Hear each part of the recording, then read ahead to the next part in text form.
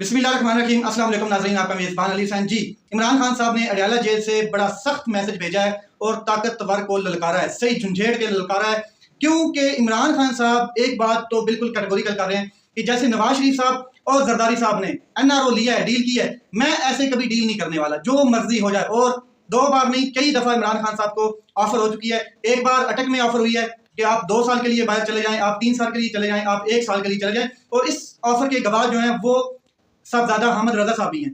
दूसरा ये भी साथ में उन्होंने कहा है कि ये ऑफर जो है ये एस्टेब्लिशमेंट की जानिब से हुई है, यानी कि ताकतवर की जानिब से हुई है, हुकूमत वक्त की जानिब से नहीं हुई। क्योंकि हुकूमत वक्त के पास तो जो मैंडेट है वो ही नहीं है, हुकूमत वक्त तो खुद लाई गई है, ताकतवर की तरफ से लाई गई है।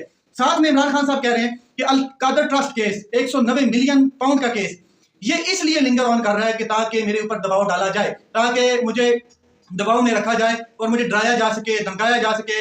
मुझसे फ्लेक्सिबिलिटी के चक्रों में है कि इमरान खान साहब फ्लेक्सिबल हो जाएंगे ताकि हम फिर अगले जो लाया अमल है उनको सीधा क्लियर कर लें और इस निज़ाम को चलने दें। लेकिन इमरान खान साहब ने बिल्कुल क्लियर कहा है कि मेरे ऊपर दबाव डालना आपका बिल्कुल काम नहीं करेगा।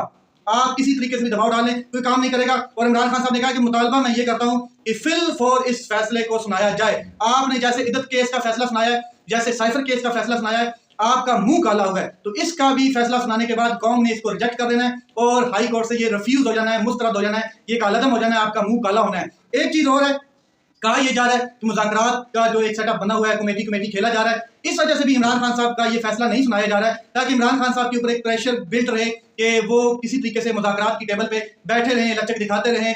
और जो ओवरसीज पाकिस्तानी है उन्होंने जो प्रेशर बिल्ड किया हुआ है वो भी किसी तरीके से हम कंट्रोल कर लें, वीक कर लें, सोशल मीडिया जो है उसको भी कंट्रोल कर लें। ये सारी चीजें इसीलिए की जा रही है ताकि इमरान खान साहब फ्लेक्सिबल हो जाएं। इमरान खान साहब ने क्लियर कहा है कि मैं किसी किस्म की कोई डील नहीं करूंगा और ना ही मैं करने वाला हूं। साथ में अब एक और चीज मैं आपको क्लियर कर दूं, वो ये है कि मुझे लगता है 190 मिलियन पाउंड जो है ये सिर्फ और सिर्फ इमरान खान साहब की जात को टारगेट किया गया है, इमरान खान साहब को टारगेट किया गया है इसमें, ताकि इमरान खान साहब जो है वो जो सोच रहे हैं, वो जो आगे का लाया अमल सोच रहे हैं, वो किसी तरीके से भी इमरान खान साहब आगे दूर अंदेश सोच ना सकें। तो साथ में ये मैं आपको बता दूं कि ओवरसीज पाकिस्तानियों को इमरान खान साहब ने सिर्फ और सिर्फ महदूद करने के लिए कहा कि रिमिटेंसेस महदूद किए जाएं।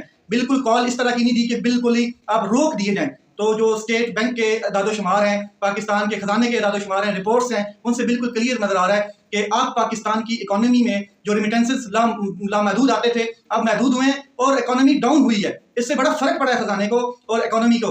अब अगर इमरान खान साहब ये मुकम्मल एक कॉल दे देते हैं कि रेमिटेंसेस जो है वही रोक दिए जाएं, स्टॉप कर दिए जाएं, तो मेरे ख्याल में एक भूचाल आएगा और ये भूचाल जो है इस हुकूमत को हिलाएगा।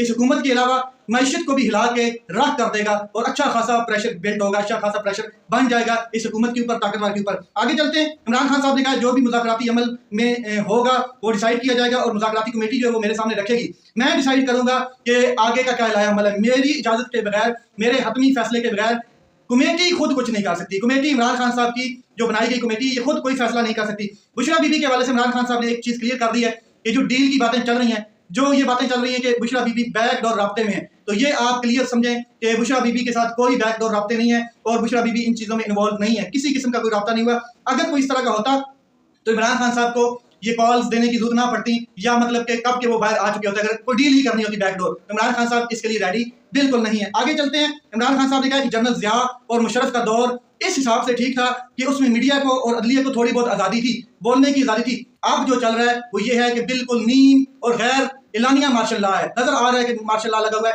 किसी को बोलने की आज़ादी नहीं है, किसी को बात करने की आज़ादी नहीं है और अदलिया को कंट्रोल कर लिया गया है। फिर इमरान खान साहब ने आगे जो कहा है वो भी मैं आपके साथ शेयर कर देता हूँ कि डील बिल्कुल सोचेंगे नहीं, अपने तरीके से बाहर आऊंगा, कानून के साथ बाहर आऊंगा और आइन को सामने रखते हुए अपने केसेस लड़ूंगा। साथ में इमरान खान साहब ने कहा है कि जो भी अफवाहें फैला रहे हैं आप इसके ऊपर ध्यान ना दें, मैं डटा हुआ हूं, कौम डट के रहे, आपका कप्तान डटा हुआ है। ठीक हो गया।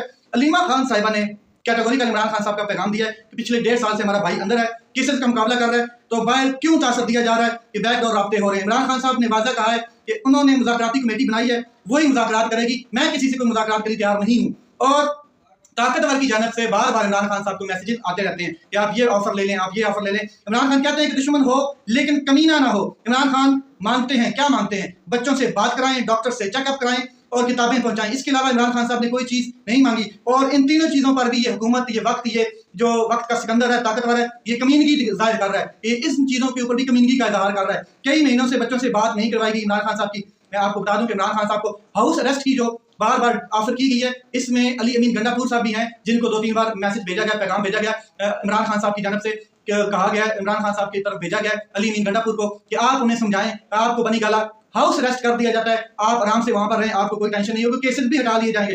अब चलते हैं आगे मुज़ाकरात के हवाले से। तो मैं आपको एक चीज क्लियर कर देता हूँ, मुज़ाकरात जो हैं वो हुकूमत के पास कोई इख्तियार नहीं है, वो इतना भी इख्तियार नहीं है कि मुज़ाकराती कमेटी इमरान खान साहब से जाके अडियाला जेल में मिल पाए इजीली, इतना भी इख्तियार नहीं है। अब 2 सेशन हो चुके हैं मुज़ाकरात के और ये तीसरा सेशन होना है, लेकिन मुज़ाकराती कमेटी को इजाजत नहीं दी जा रही कि आप इमरान खान साहब से जाएं, अडियाला जेल में मिलें और उनको बताएं कि 2 सेशन में क्या हुआ है। तो इतना इख्तियार हुकूमत के पास नहीं है, उनकी कमेटीज के पास नहीं है। ताकतवर जब चाहेगा, जो ताकतवर चाहेगा तब होगा और फैसले भी तब आएंगे इमरान खान के हवाले से, और तब इमरान खान साहब मुज़ाकराती कमेटी से मिल पाएंगे। मुज़ाकरात को सबोटाइज करने की कोशिश हुकूमती नुमाइंदे भी कर रहे हैं, हुकूमत खुद भी नहीं चाहती कि मुज़ाकरात कामयाब हो जाए, शहबाज शरीफ साहब भी नहीं चाहते कि इमरान खान साहब के साथ मुज़ाकरात क्लियर हो जाए, लेकिन ताकतवर ये चाहता है, ये जान चुका है कि इमरान खान साहब की जो पावर है, जो बायस से प्रेशर गेन हो चुका है, ये हमें खा जाएगा। और ट्रंप ने 20 जनवरी को हलफ उठाना है, इससे पहले अगर चीजें स्मूथ हो जाएं तो ये ताकतवर के लिए और हुकूमत के लिए और इस निजाम के लिए बिल्कुल बेहतर होगा, वरना सब कुछ हवा में उड़ जाएगा। क्योंकि अगर डोनाल्ड लू के कहने पे इमरान खान साहब को निकाला जा सकता है, डोनाल्ड लू एक अंडर सेक्रेटरी था, ब्यूरोक्रेट था, तो डोनाल्ड ट्रंप जिसके सामने सारी ब्यूरोक्रेसी है, उसके कहने पे तो बिल्कुल इमरान खान साहब निकाला जा सकता है जेल से, इसमें कोई शक नहीं है। और यही परेशानी हुई पड़ी है अब ताकतवर को। आज कॉन्स्टिट्यूशनल बेंच बैठा है,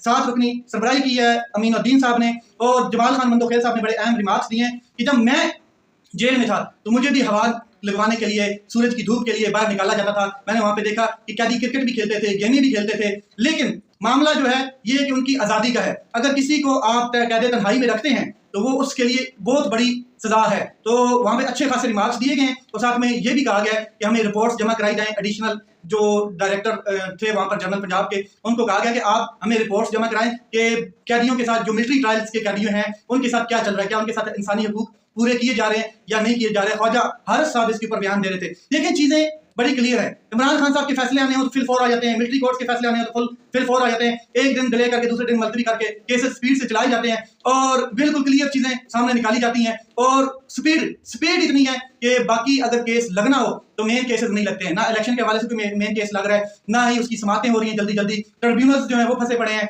इसके अलावा इलेक्शन के हवाले से जो ज़ाब्ता खिलाफ में बाज़ाब्तियाँ हुई हैं उनका केस पड़ा है, इंसानी बुनियादी हकूक़ की पिटीशन पड़ी है, कुछ नहीं लग रहा है। लेकिन इमरान खान साहब के पीछे पूरा निज़ाम लगा हुआ है, निज़ाम को लगाया हुआ है, पूरे मुल्क में दहशतगर्दी बढ़ रही है। लेकिन जो दहशतगर्दी को खत्म करना चाहते थे, जिन्होंने दहशतगर्दी खत्म करनी थी, उनको इमरान खान साहब के पीछे लगाया हुआ है पूरी लॉ एनफोर्समेंट एजेंसीज को। लेट्स सी मामला किस तरफ जाते हैं। अपना ख्याल रखें, अपने भाई के चैनल के ख्याल रखें। पाकिस्तान जिंदाबाद।